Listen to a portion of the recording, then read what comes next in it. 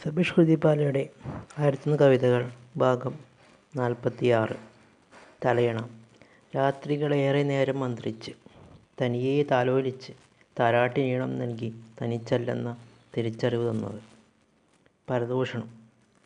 പൂത്തുലഞ്ഞത് പ്രണയത്തിലാണ്, പിന്നെ പരകായ പ്രവേശനം ഉജ്ജ്വലമാക്കിയത്. Suit case. തുറന്നു വയ്ക്കേണ്ടിയിരുന്നു, അടച്ചു വയ്ക്കേണ്ടിയിരുന്നില്ല. മായാജാലക്കാരൻ സ്വപ്നങ്ങൾ സൃഷ്ടിച്ചത് അവിടെ. സ്മരണകൾ ചിതയൊരുക്കി സായന്തനങ്ങളെ വരവേറ്റത് അവിടെ. ഭ്രൂണഹത്യ. എന്നെ തൂക്കിലേറ്റിയപ്പോഴല്ലേ നിങ്ങളുടെ കണ്ണുകളിൽ രക്തം ചുരമാന്തിയത്? പെൺജന്മം തകർന്നടിയാനായിരുന്നില്ല.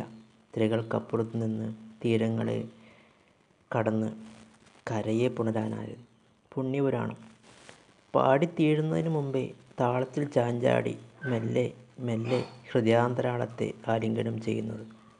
ഇറവെള്ളം. മഴ പെയ്തു തോർന്ന് അകത്തേക്ക് ഒലിച്ചിറങ്ങിയതാണ് ആർദ്രതയുടെ കണ്ണുനീരുമായി കരളുടഞ്ഞ് തകർന്നുപോയത്. അർച്ചനാപുഷ്പം.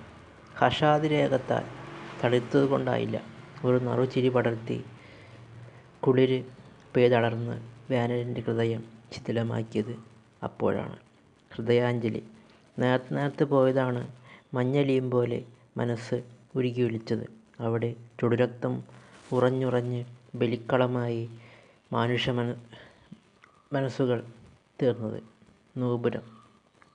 ധ്വനികളാർത്ത് ചൊല്ലിയതുകൊണ്ടാണ് ശബ്ദമുഖരിതമായ അന്തരംഗമായിരുന്നിട്ടും വിരുന്നുകാരായി സംഗീതം എത്തിയത്. ബാലിശം. കണിശതയിൽ എണ്ണിത്തീർക്കാവുന്ന ഒന്നായിരുന്നുവത്രേ ഇന്നലെ കണ്ട നിന്റെ മുഖം. ശോഭിക്കാതെ പുഞ്ചിരി കൊണ്ട് തീർത്ത മൗനമായിരുന്നു വിജയത്തിലേക്കുള്ള തുടക്കം. ചാബല്യം. ബാല്യത്തിൽ ഉൾക്കൊണ്ടതൊക്കെ മഴപ്പെയ്ത്തിൽ ഒലിച്ചുപോയില്ല. വേനലും മഞ്ഞും കടന്നുപോയിട്ടും ജീവിതം മാത്രം എപ്പോഴും നിലനിന്നിരുന്നു. തൂശനില. വന്യമായിരുന്നില്ല മുഖമുദ്ര തീർത്തത്. വിശപ്പിൻ്റെ രുചി അരുചിയായി തീർന്നത് ആർത്തി കൊണ്ടായിരുന്നു. നാക്കില. മുൻപന്തിയിലായിരുന്നു അവസാന നിമിഷം വരെ. പിന്നെ ആദ്യപടിയിൽ നിന്ന് അവസാന പടിയിലേക്ക് എത്തും വരെ കത്തിജ്വലിച്ചൊരു ഉജ്ജ്വലമായൊരു യാത്രയായിരുന്നു. ശിക്ഷണം. നിർവീര്യമാക്കിയിരുന്നില്ല, അളന്നെടുത്ത് പരിശുദ്ധിയിൽ മുക്കിയെടുത്ത തനത് ശൈലിയിൽ ഉണർന്നു പിന്നെ ജീവിക്കുകയായിരുന്നു. മൃഗീയം. ഹൃദയത്തോട് ചേർത്തായിരുന്നില്ല, ബലിഷ്ഠതകളിൽ ക്രൗര്യമുണർത്തി ചുവന്ന തിണർപ്പിൽ ആഴ്ന്നിറങ്ങുകയായിരുന്നു. തിണർപ്പ്.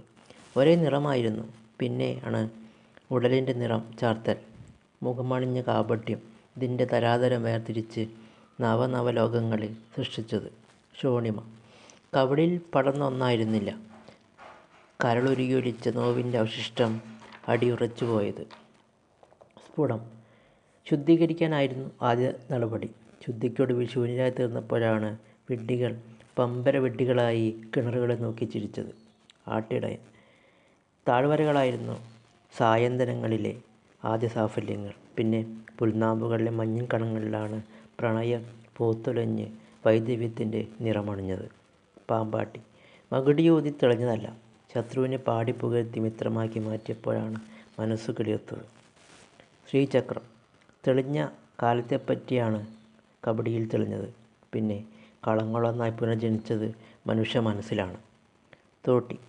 ആകാശത്തോളം ഉയർന്നു നിന്നത് മേഘനാദങ്ങളെ ഉൾക്കടലിലേക്ക് ആഴ്ത്തി സായാഹ്നങ്ങളെ നിലാവിൽ ഉറക്കിയപ്പോഴാണ്. മൈതാനം. വിസ്തൃതി പൂണ്ട് നിന്നപ്പോഴാണ് പുൽനാമ്പുകൾ നമശീർഷരായി മണ്ണിലേക്ക് ഇറങ്ങി വന്ന് നമസ്കരിച്ചത്. ഉരുപ്പടി. കനത്തിലായിരുന്നു മൗനത്തിൻ്റെ ഗാംഭീര്യം. ഉറക്കച്ചടവുകൾക്ക് ഇരുട്ടിൽ നിന്നും വ്യാപിച്ചത് ദുഷിച്ച മനസ്സുകളാണ്. പണയം. നേടിയതൊക്കെ കൈമാറ്റം ചെയ്യപ്പെടുന്നത് ആദരവിൻ്റെ തോറ്റത്തിലായിരുന്നു. പിന്നെ തോൽവി വിജയത്തിലേക്ക് കുതിച്ചത്. ദക്ഷിണ. പെരുവിരൽ നൽകിയല്ല ഗുരുവിനെ ബഹുമാനിക്കേണ്ടത്, കർത്തവ്യങ്ങളെ യഥാവിധി നന്മയിൽ പ്രതിഷ്ഠിച്ച് സ്വമനസ്സോടെ ജീവനം നൽകുകയാണ്. കനലാട്ടം.